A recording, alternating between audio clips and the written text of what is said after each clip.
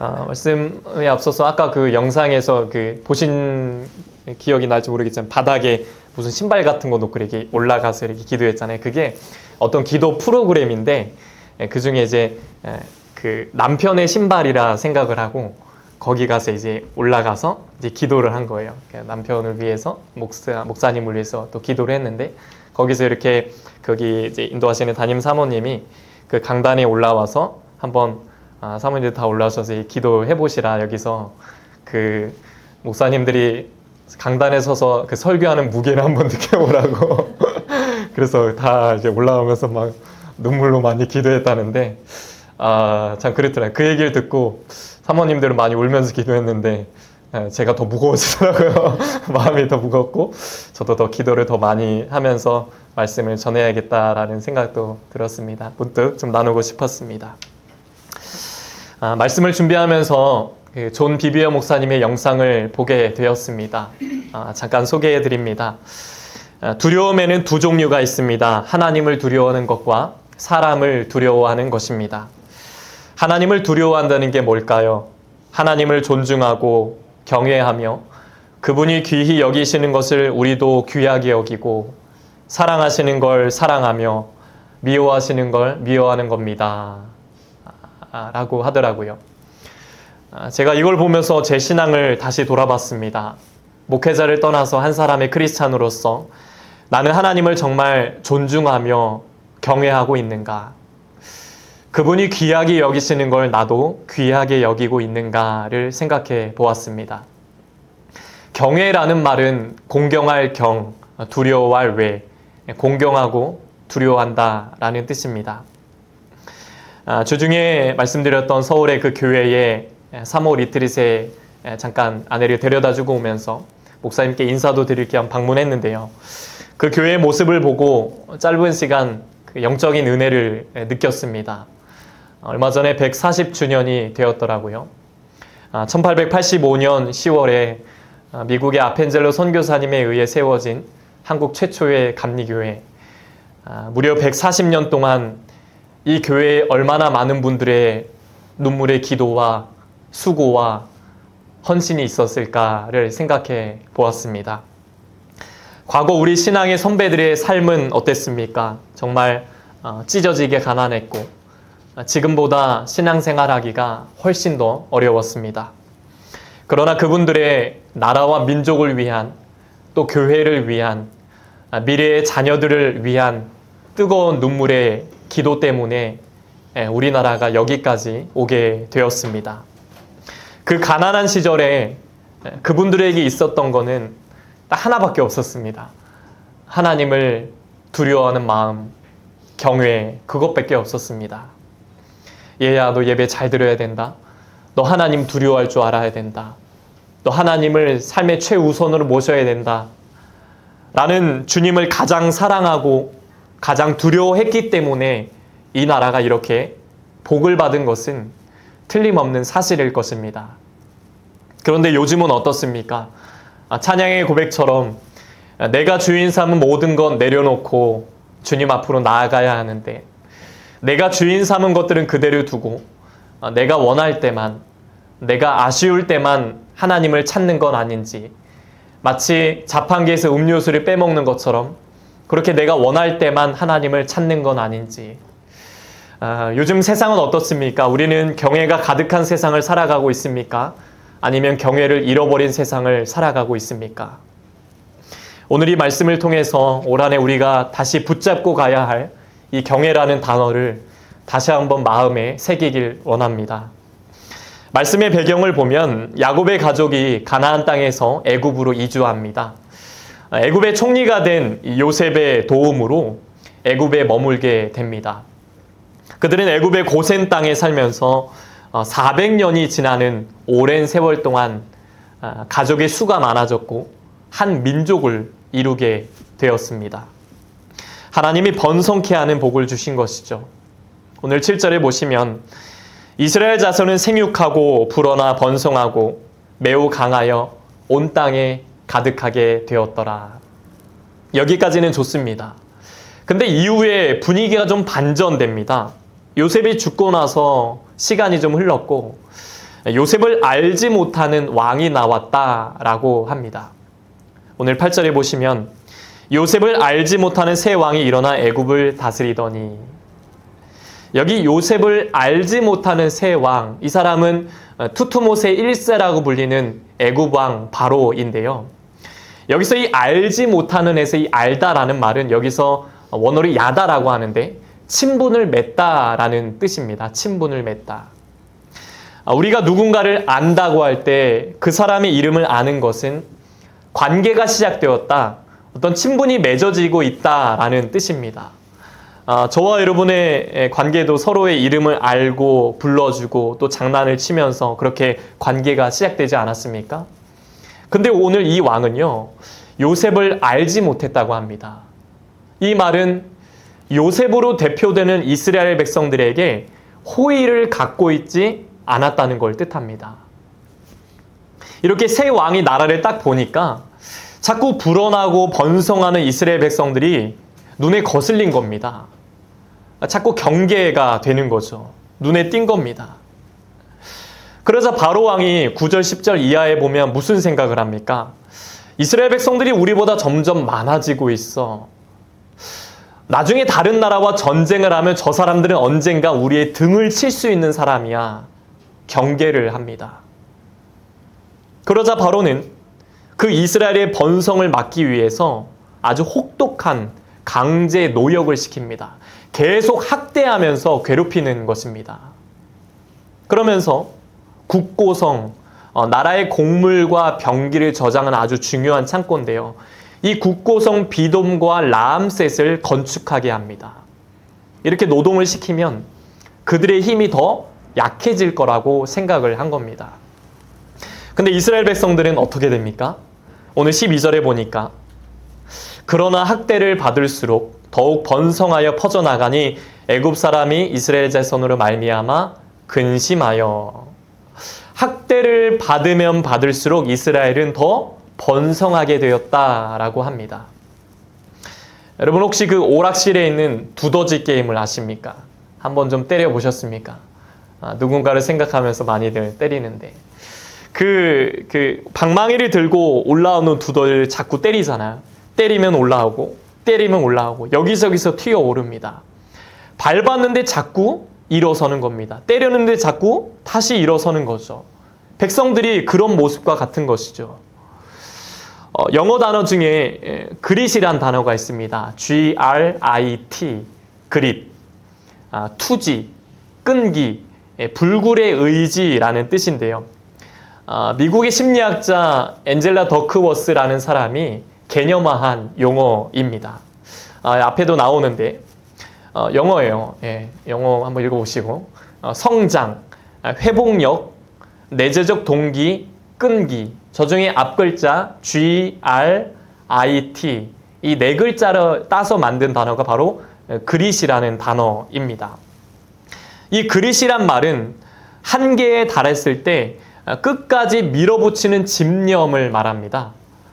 그릿을 갖고 있는 사람은 충격을 받아도, 어떠한 충격을 받아도 스펀지처럼 쭉쭉 흡수합니다. 회복 탄력성이 있다는 겁니다. 마음의 근육, 마음의 근력이 있다라는 것입니다. 그래서 이 성공과 관련된 자기계발서에 이 그릿에 대한 이야기가 정말 많이 나오는데요. 성공은 단순히 타고난 재능으로만 결정되지 않는다. 성공의 비밀은 그릿에 있다라고 말을 합니다. 또 그 아이를 키우는 데 있어서 공부보다 중요한 것은 바로 이 그릿을 키워주는 게 중요하다라는 말도 많이 나오고요. 요즘 직장인들한테도 우울증이 많지 않습니까? 그 우울증에는 끈기의 힘, 이 그릿이 우울증 예방에 도움이 된다는 연구 결과가 나왔다는 그런 보도도 보았습니다. 그래서 예전에 그런 말이 많이 유행했잖아요. 중요한 것은 꺾이지 않는 마음이다. 꺾이지 않는 마음. 그것만 있으면 모든 걸 해낼 수 있다. 그런 의미죠. 오늘 이스라엘 백성들에게는 바로 그런 그릿의 향기가 있었던 것입니다. 이걸 신앙적으로 해석을 해보면 이들 내면에는 하나님의 약속이라는 그릿이 있었습니다.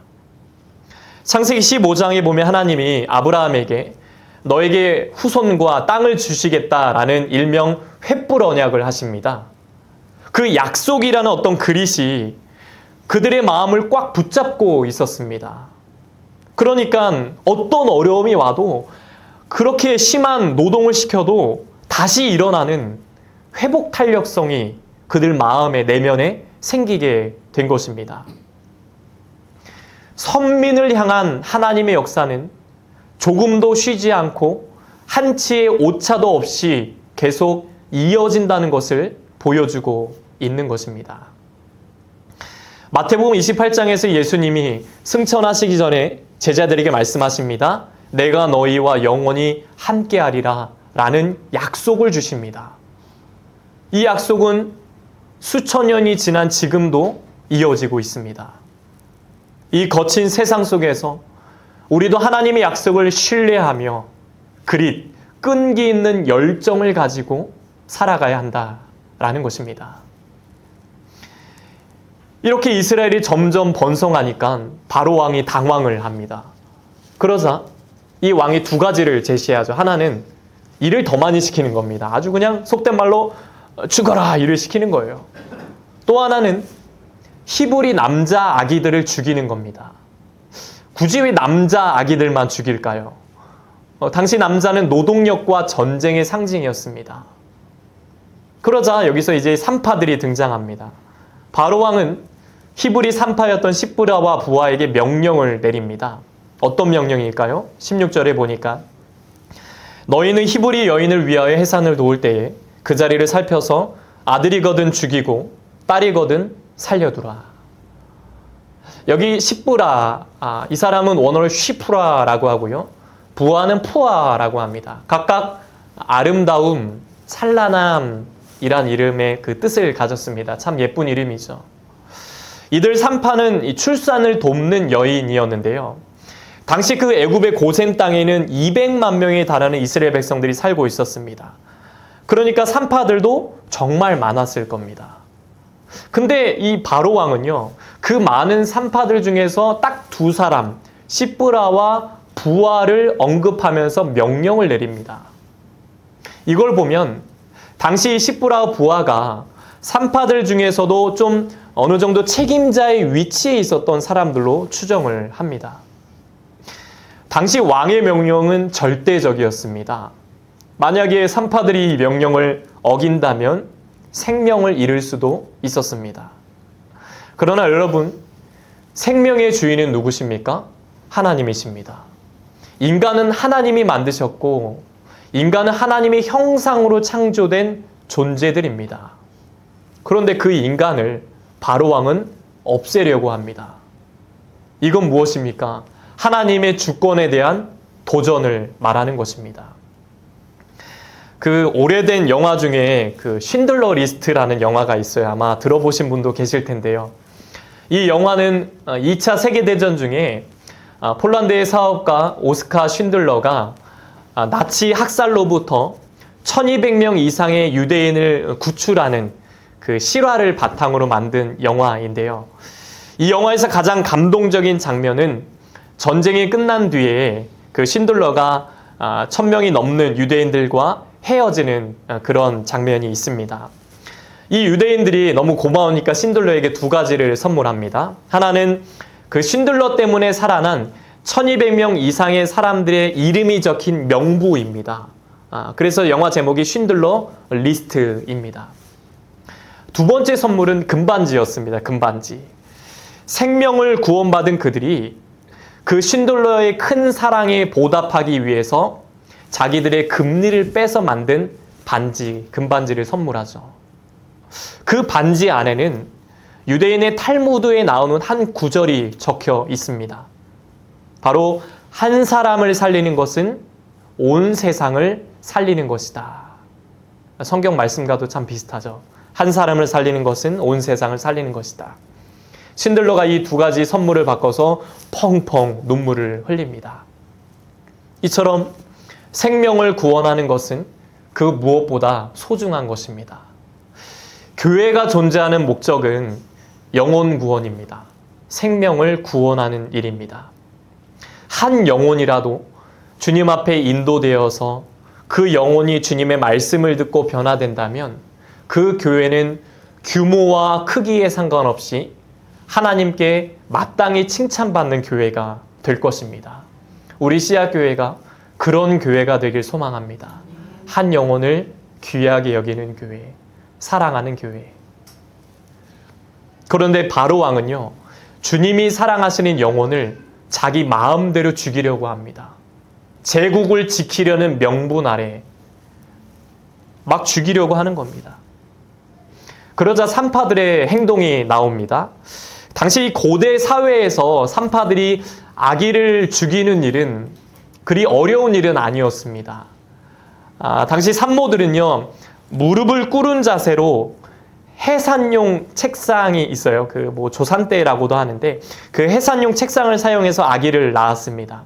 근데 혼자 아기를 낳는 건 불가능했고요. 반드시 옆에서 이 산파가 도와줘야 했습니다.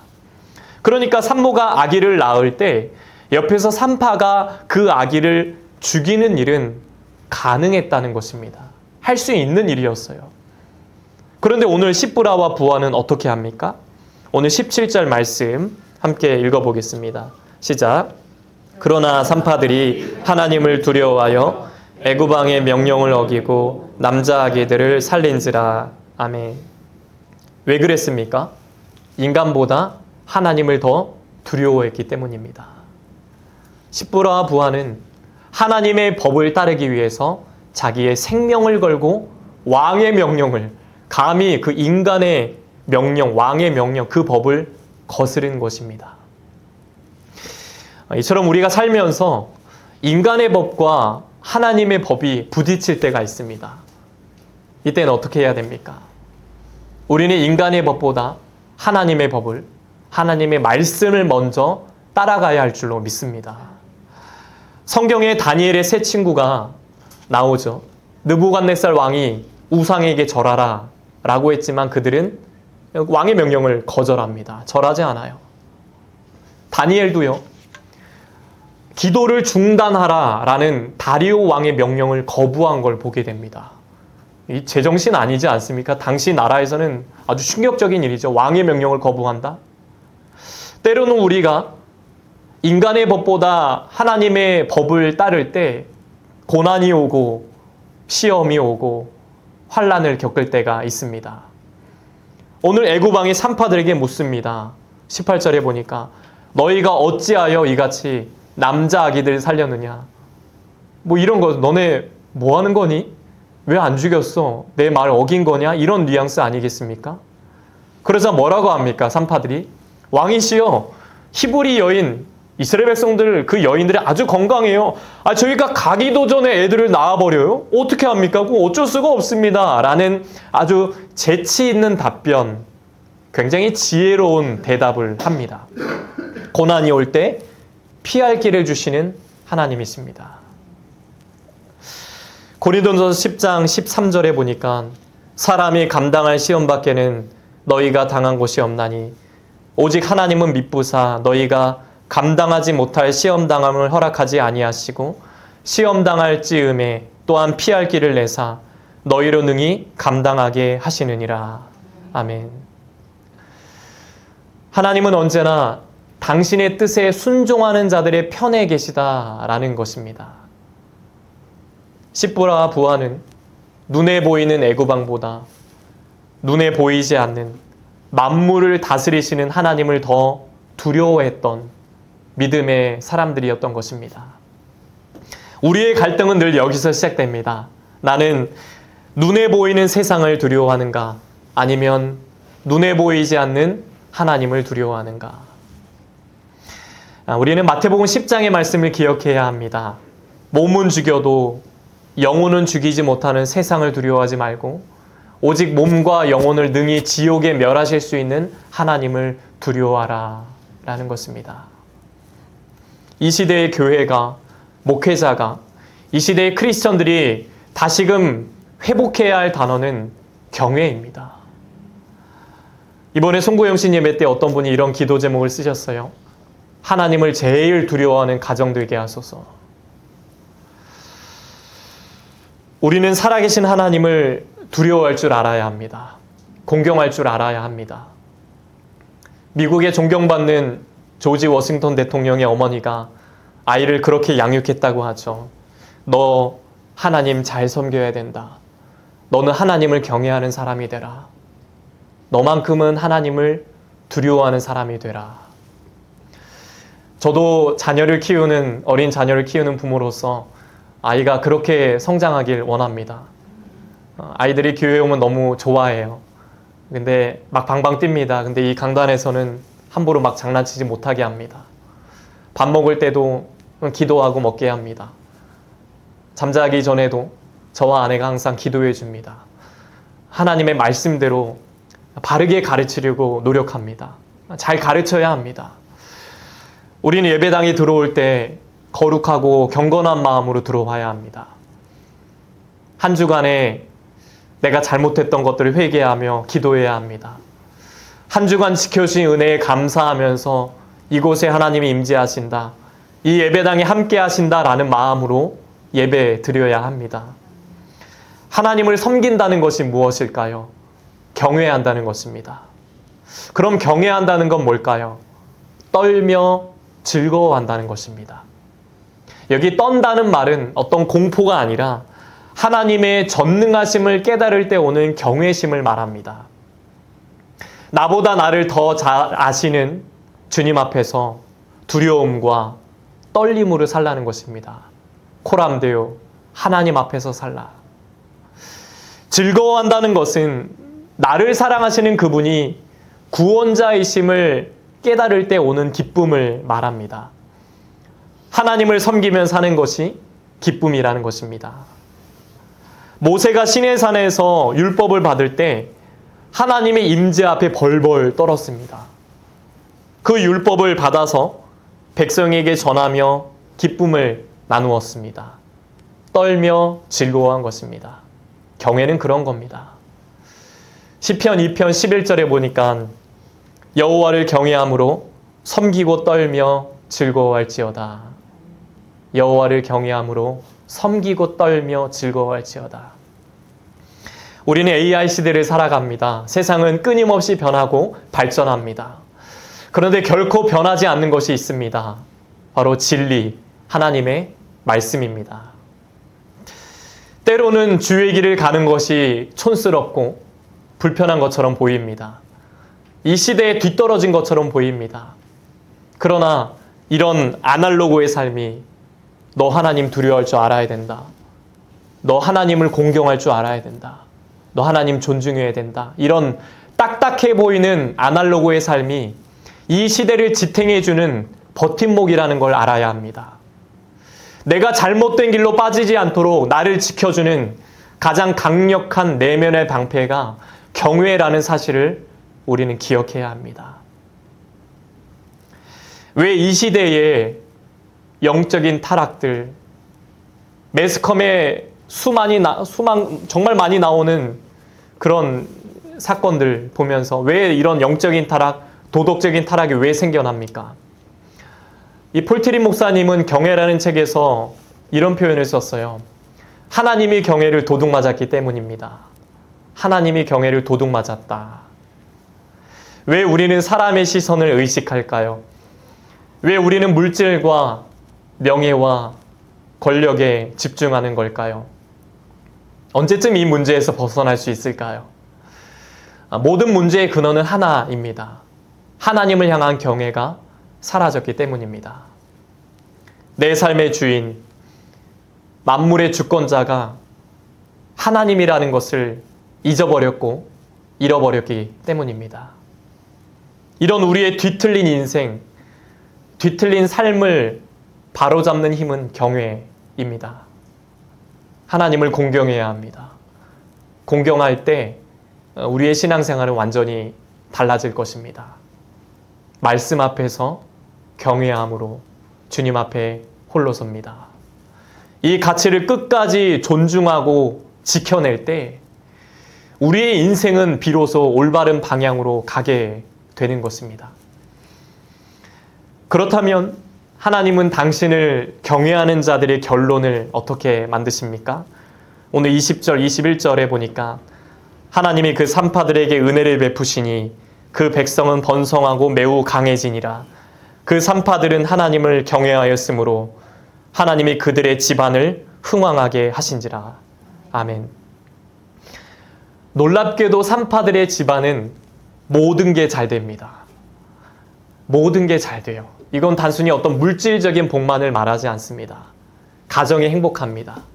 자녀들이 잘 되고 삶이 평안해졌다는 것입니다. 이보다 더 큰 복이 있을까요? 최고의 축복 아닙니까? 이 모든 중심에는 하나님을 향한 경외가 있었습니다. 찰스 스펄전 목사님이 이런 말을 남겼습니다. 하나님을 두려워하는 사람은 아무것도 두려워할 것이 없다. 하나님을 두려워하는 사람은 아무것도 두려워할 것이 없다는 겁니다. 오늘 십부라 부하는 자신의 생명이 위협받는 상황에서도 사람이 아니라 하나님을 경외할 줄 알았습니다. 하나님 앞에서 그럴 수 없다. 두려워할 줄 알았습니다. 그 펭귄 무리들이 바다에 사냥하러 갈 때 바다의 포식자가 두려워서 다 주저합니다. 이때 가장 용감한 펭귄 한 마리가 딱 뛰어들면 우르르 다 뛰어듭니다. 이때 가장 먼저 뛰어드는 펭귄을 뭐라고 하죠? 퍼스트 펭귄이라고 합니다. 퍼스트 펭귄. 요즘같이 불확실한 시대에 경외감이 사라지는 이 시대 속에 누가 하나님을 경외하고 있습니까? 누가 하나님을 존중하며 누가 하나님을 두려워하고 있습니까? 저와 여러분이 그런 퍼스트 펭귄이 되길 원합니다. 세상의 거센 파도 속에 이리저리 휩쓸려 다니는 것이 아니라 주님을 가장 경외하고 가장 존중하고 가장 사랑할 줄 아는 그런 믿음의 백성들 되시길 축복합니다. 주님은 말씀하십니다. 시편 34편 9절에 보시면 너희 성도들아 여호와를 경외하라. 그를 경외하는 자에게는 부족함이 없도다. 그를 경외하는 자에게는 부족함이 없도다. 이 땅에서 잘 되고 잘 사는 법은 여호와를 경외하는 것입니다. 올 한 해 우리가 주님을 경외하며 살 때 주께서 부족함이 없게 하실 것입니다. 주께서 채워가실 것입니다. 이런 삶으로 오늘 십부라 부하처럼 하나님께 은혜를 입고 여러분의 가정과 일터와 삶이 평안하고 여러분의 집안이 날마다 흥황하게 되는 그런 역사를 경험하며 살게 되시기를 주님의 이름으로 간절히 축복합니다. 이제 함께 찬양하고 기도하겠습니다. 주님 큰 영광 받으소서. 찬양하겠습니다.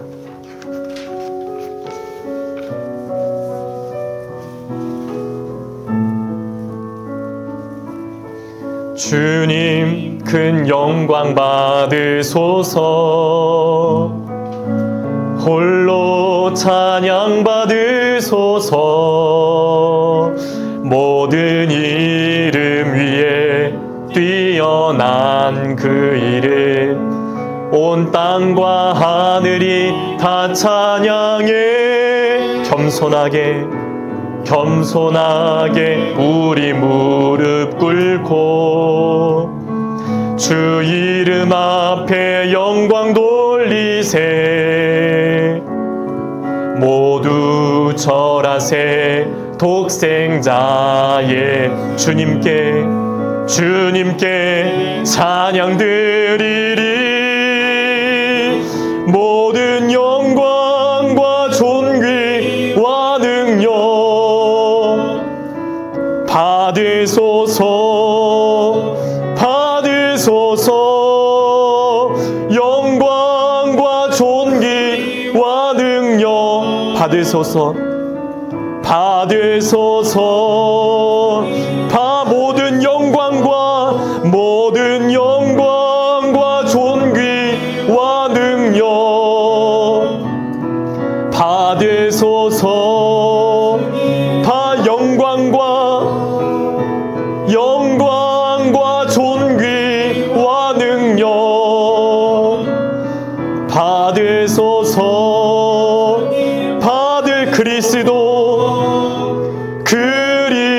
그리스도 살아계신 하나님 하나님 아버지, 세상이 아니라 하나님을 공경하고 하나님을 두려워할 줄 아는 삶이 되길 원합니다.